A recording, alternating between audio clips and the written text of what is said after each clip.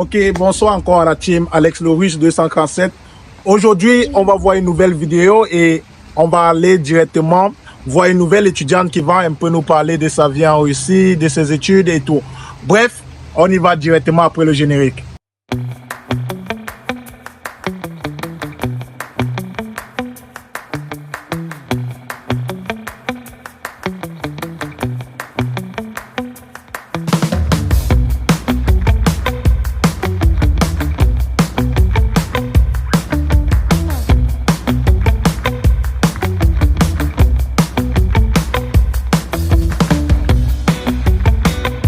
Et directement, elle va se présenter. Bonsoir. Bonsoir. Oui, est-ce que tu peux te présenter directement à la communauté, dire quel est ton nom et qu'est-ce que tu fais en Russie?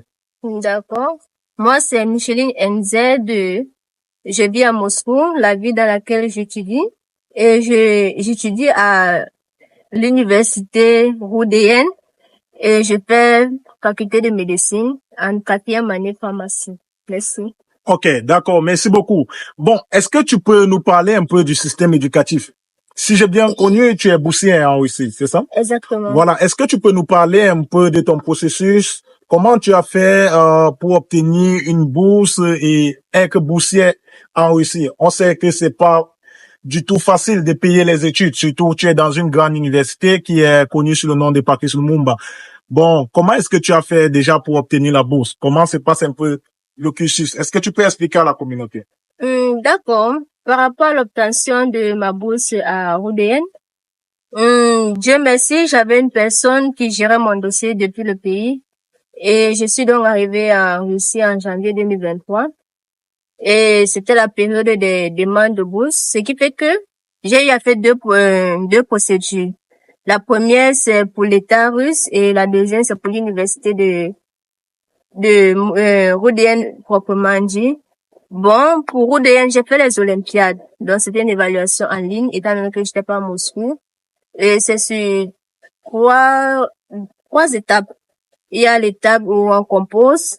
Il y a l'étape où on t'appelle, en fait, parce qu'on m'avait appelé et on m'a posé certaines questions encore. Et lorsqu'on t'appelle, ça veut dire que tu as passé la première étape. Et je crois que la troisième étape, c'est au niveau de l'étude de dossier, en fait. Et c'est après cela, donc, la procédure, en fait, s'est poursuivie. Et je recevais, en fait, les emails du ministère après chaque période, en fait. C'est pour dire que c'est possible déjà, étant étudiant en Russie, et de postuler pour une bourse. Exactement. Et c'est même plus facile, en fait. Il y a plus de chances d'obtention de la bourse. D'accord. Tu as parlé de la bourse de l'État et la bourse proprement dit en RUDN. C'est pour dire que, hormis de la bourse d'État, tu peux faire une bourse d'une université connue. Directement. Si l'université propose cette bourse, en fait. Exactement. Ah, d'accord. Et comment se passe le processus des cours? Comment se passe, en fait, au niveau des cours? Est-ce que lorsque tu as obtenu la bourse, tu as continué directement avec ton niveau ou bien il a encore fallu que tu reprennes avec les cours de langue pour pouvoir améliorer ton niveau en langue russe? Bon, pour les cours, disons que lorsque, en postulant, en fait, j'ai signalé que je n'avais pas de niveau russe, en fait. Puisque je suis arrivée en janvier et la ville où j'étais, on fréquentait à peine 3 fois par semaine, 1h30. Vous me voyez que c'est insuffisant pour connaître le russe. Donc, en postulant, donc, j'ai signalé que je voulais refaire l'année des langues. Et ce qui fait que lorsque j'ai obtenu la bourse, on m'a renvoyé en année de langue. Et maintenant, les cours ici se passent en 2 temps. Il y a le groupe du matin de 9 à 13h30. Il y a le groupe de l'après-midi de 13h30 à 17h.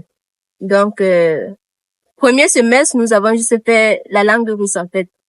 La grammaire, les vocabulaires, l'expression orale, la compréhension même.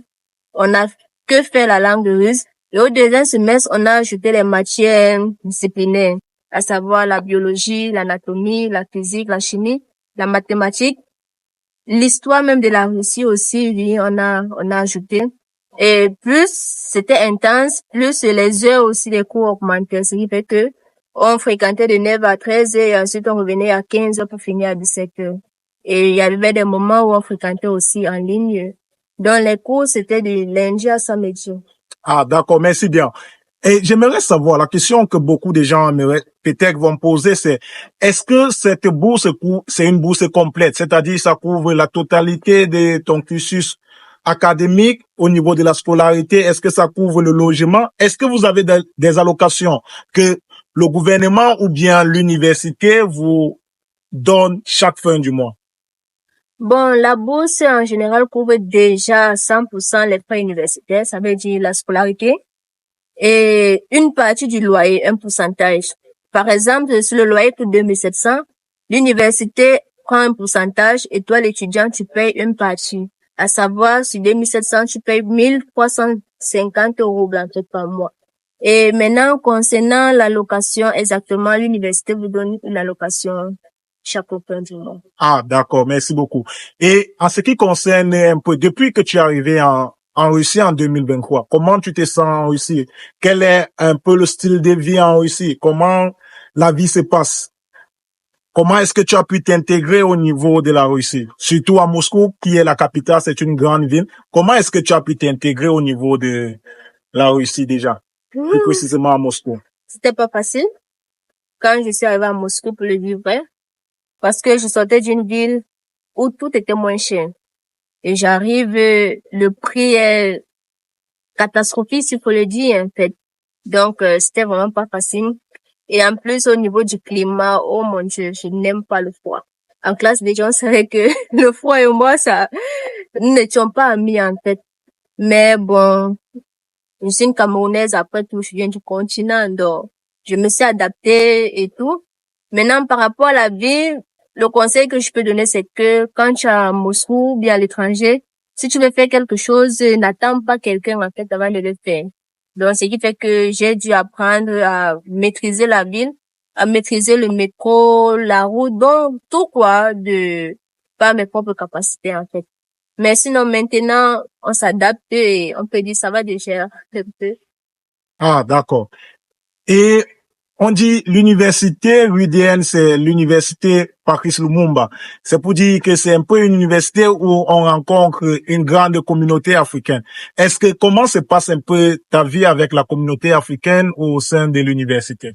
Dans le monde, en fait, je connais pas beaucoup de personnes et je suis pas sociable. Ce qui fait que lorsque je rencontre quelqu'un, je m'approche pas trop de la personne, en fait. Mais lorsque la personne s'approche de moi, je ne suis pas fermée. Et aussi, bon, tous ceux que j'ai eu à rencontrer, que ce soit des Congolais, des Ivoiriens, des autres pays, en fait, le contact a été très bien. Donc, je peux pas me plaindre. C'est pour dire qu'au sein déjà de la communauté africaine, il y a une solidarité entre vous. C'est pour dire que tout se passe très bien. Ouais. Bon, en ce qui concerne la bourse, en quelle période effectivement il faut postuler pour la bourse? Si peut-être, par exemple, un de nos abonnés aimerait postuler pour la bourse, soit pour la bourse du gouvernement russe, soit pour la bourse d'une université, c'est en quelle période généralement que on postule pour, et quels sont, par exemple, les documents qu'il faut pour pouvoir postuler à cette bourse?